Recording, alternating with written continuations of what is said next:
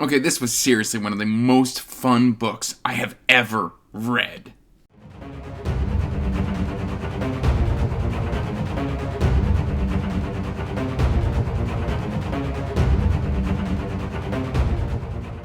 Hey everyone, welcome back to Andrew's Wizardly Reads, and as always guys, I'm Andrew, and today I've got another book review for you, but before we get into that, make sure to like this video and subscribe to the channel as it does help us continue to grow, and while you're doing all that, you might as well hit the bell notification so you get regular updates when I put out new content, and check the description box down below for the link to the Wizardly Duo Discord, as well as links to all my social media, including information about my Patreon.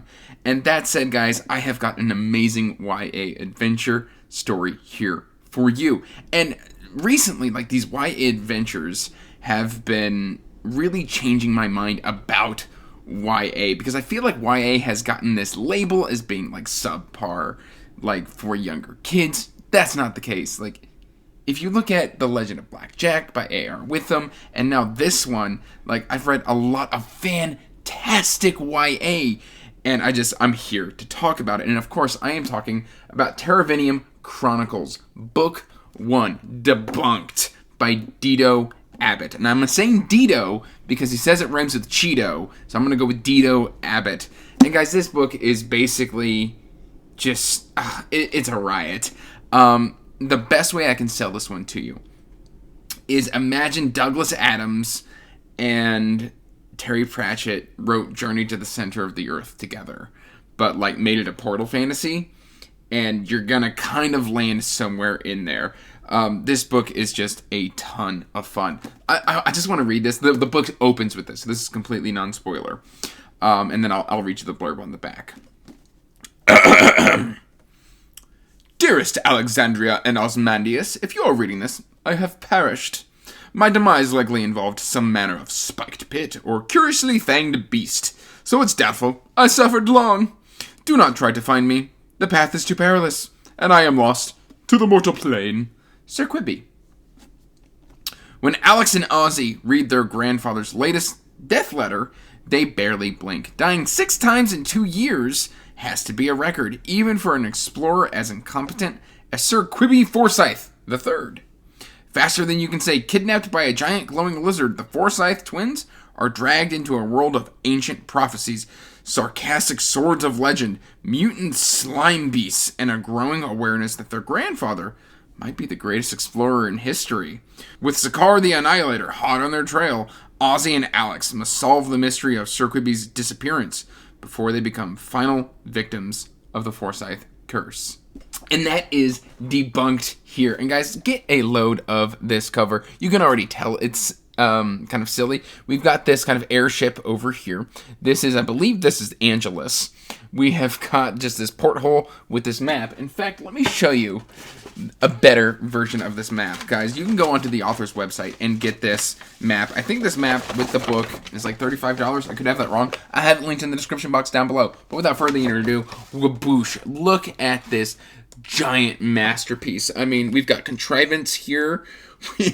We've got Labyrinth. We've got Aeronath, which is a floating city. We've got the Spires of Dubious Wisdom.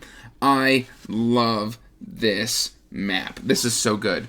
Now, this is book 1 in Terravinium. And Terravinium is kind of interesting.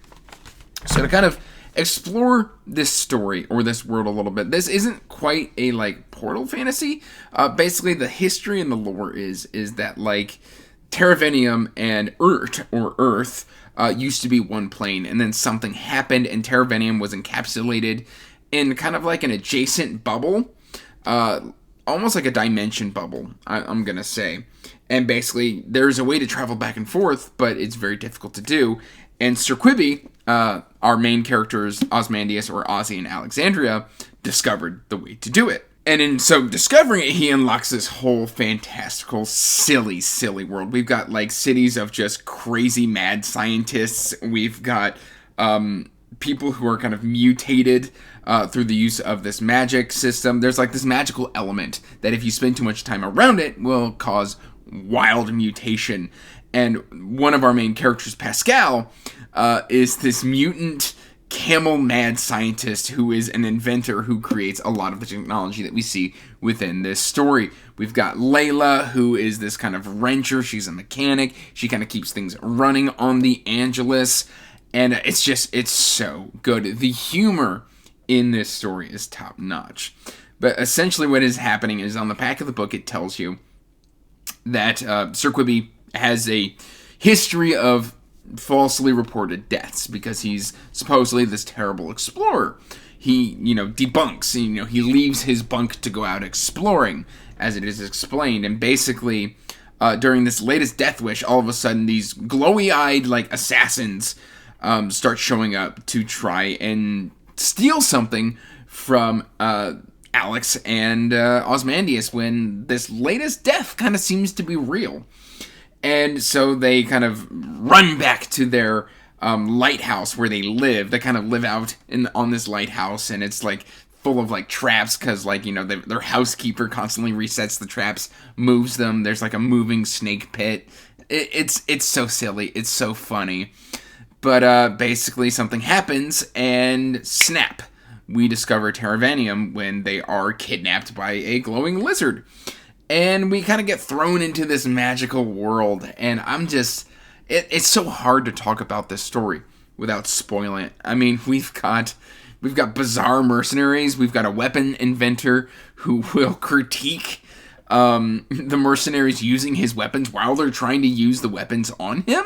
It's hysterical. The humor in this story is on point. The adventure is on point. Guys, I loved this story. The dynamic between Ozymandias and Alex and the trauma that they've endured, because basically 7 years prior to the start of the story, Ozymandias thinks that he sees something that can't possibly be real kidnap and kill his parents.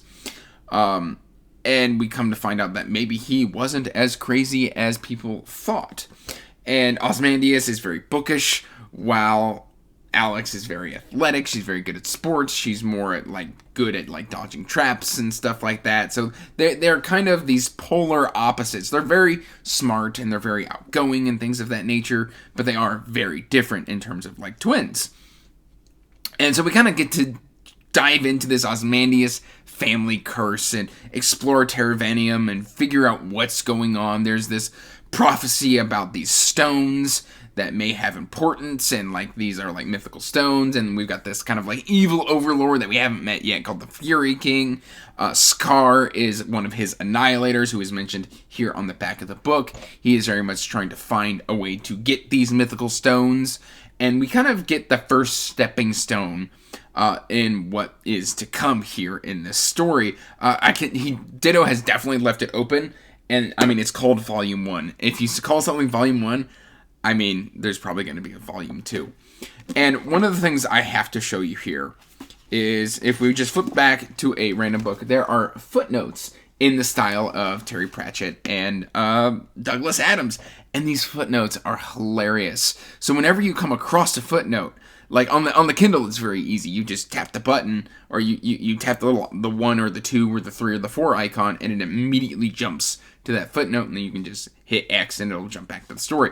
In the book, the physical book, you have to, of course, flip to the back of the chapter, read the footnote, flip back, and then, so, I mean, it's not quite as seamless as it could possibly be. One critique is I'd like to see, the footnote at the bottom of the page, but I understand from a formatting perspective, that would probably be a nightmare. But, I mean, the footnotes are hysterical. The inventions are hysterical. The dialogue is hysterical. But there is still a lot of emotion in this story. Guys, I absolutely love this. I'm going to kind of try and break this down a little bit. In terms of prose, I'm going to say the prose of Debunked is very, very accessible. Solid 3 out of 5. It's not too purple, but it's not too childish, but at the same time, it's still very silly prose, and it's very funny, which leads us into the humor of the story. I'm going to give the humor of this story probably a 4.5 out of 5. It doesn't get a full 5 out of 5, because there were moments where I was like, this is a little overly silly, but it's not all the time. Like, it's just certain moments when I'm like, that could probably be dialed back a moment, or just a hair. Although there is one very hilarious interrogation scene that had me on the floor rolling. In terms of structure, I'm going to give this a 5 out of 5 for structure. Mainly because, like, this just flows and it just works. Oh, it's so good. Pacing, 4 out of 5. The pacing on this book is just, I mean, it is breakneck. It pulls you through the story. So if you're looking for a book that has even a little bit of lull, you're really not going to get that here in Debunked. So we're going to give it a 4 out of 5 just because, I mean, there were times where I was like, man, it'd be nice to kind of slow down. But I mean, it's like, end of the world, we got to rush, rush, rush. So it is a very fast-paced story. Just because I've got the physical book, formatting, we're going to give that a 4 out of 5. Like I said, I'd like to have the footnotes kind of at the bottom of the pages, but I realized that would probably be a formatting nightmare when it comes to indie publishing. Inventiveness. Oh my god, 5 out of 5. The inventiveness of this story is so good. The puns, the wordplay, the play on words, the just madcap nature of this story is absolutely exquisite. And then we're just going to kind of go into characterization and fun to kind of round this out. The characterization is super solid. Everybody feels very distinct. Scar, Quibi, Ozymandias, Alex, Pascal, Layla, all of these characters feel like their own, like they have their own unique voice. I absolutely loved it. We're going to go 5 out of 5 there, if I haven't already said. And then in terms of fun, I mean, I just had so much fun here in Debunked. If you're looking for, like, this slight portal adventure novel in the same vein as, Douglas Adams and Terry Prattchet, we're going to go 5 out of 5. I had so much fun with this story. In my Goodreads review, I basically said, like, fans of Douglas Adams and Terry Prattchet need wait no longer. A worthy successor has appeared. So, yes, I absolutely love this. Again, I will have the author's website linked in the description box down below. Please purchase the book from there because you can also get it signed, personalized, with a map. That said, guys, this is Debunked. Please check this one out. This one was just absolutely amazing. That's all I've really got for you. So, till next time, peace out. Stay magical. Bye. And as always, I want to give a huge thank you to my patrons.